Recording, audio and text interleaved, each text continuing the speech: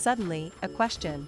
Why do some players persistently cling to artilleries, ignoring repeated cavalry alert pings, without checking their surroundings or intervening by heroes? Hello everyone. In this video, we'll be looking at the Shinji Grenadiers. Recently, the battlefield has seen an increase in sunward phalanx, making it harder to attack with cavalry or infantry. This time, we'll test this unit as a way to break through such situations. Let's get started.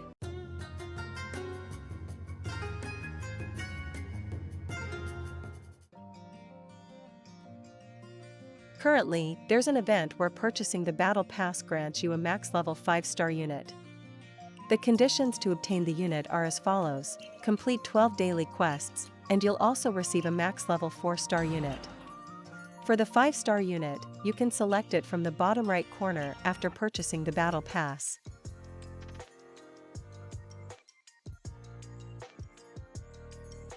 However, the units provided have predetermined paths, so a path reset is necessary. Dear dev team, please include a reset item with them.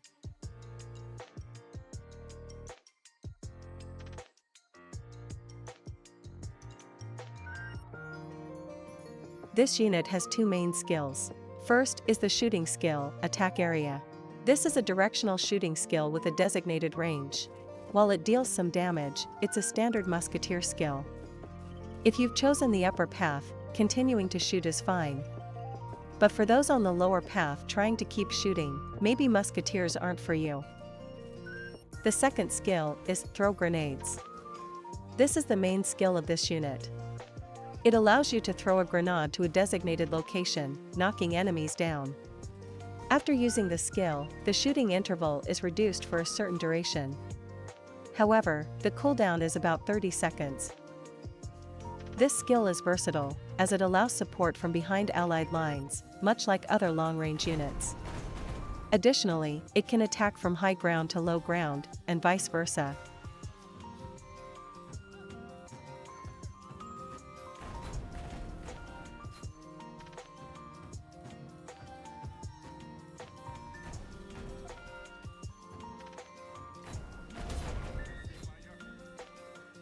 It can even attack across obstacles. For these reasons, this unit is highly valued. As mentioned briefly in the first part, the power of skill 2 is set low, so we tested combinations of doctrines to see how much damage could be increased. The combinations are based on previous tests of doctrine effects.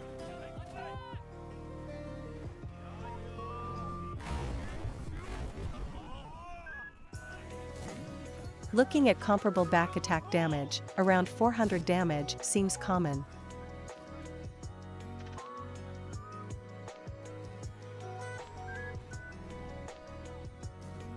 Another test shows back attack damage of about 620.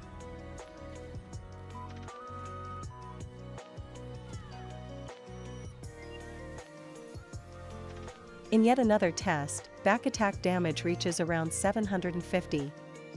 However, even with this level of enhancement, it's still not enough to annihilate the enemy. Here's how to further increase firepower.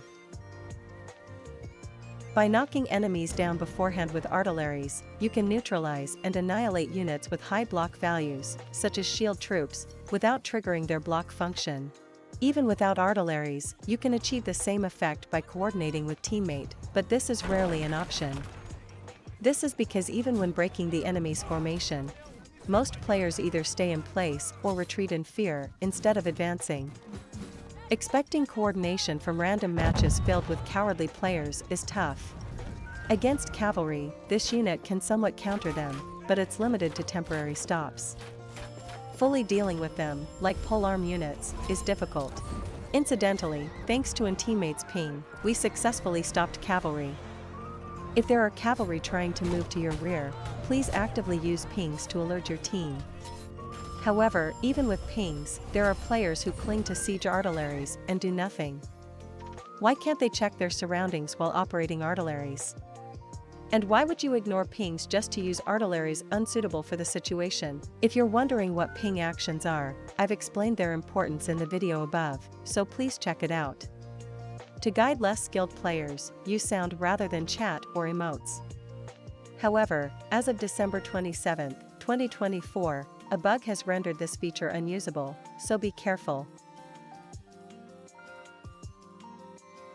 We identified combinations of doctrines with high firepower and tested their effectiveness against sunward phalanx.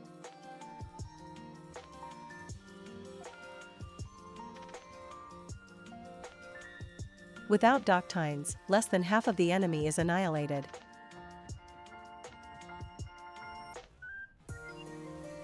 With doctrines, more than half is destroyed.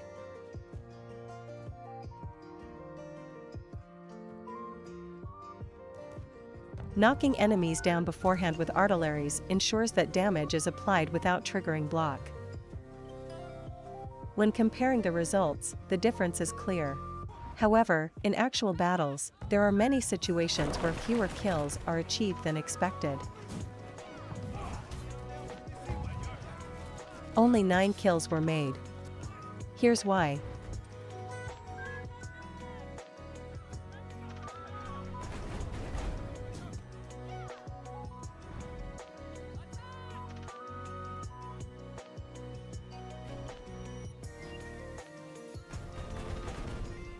Did you figure it out? When the range is short, attacks concentrate. But as the range increases, both the projectiles and damage spread out. As a result, kills cannot be secured. So, if you want to maximize damage, throw from close range or from a high position to a lower one.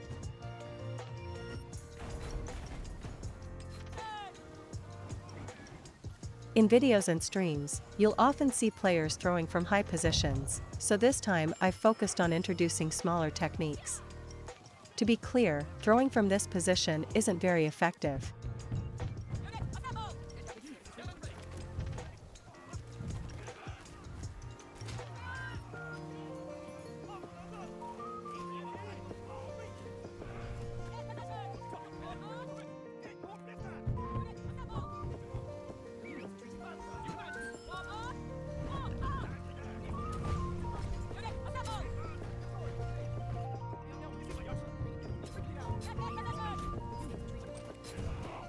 Beginner players or those who mainly use long-range units probably won't understand the need to switch units until they're completely wiped out.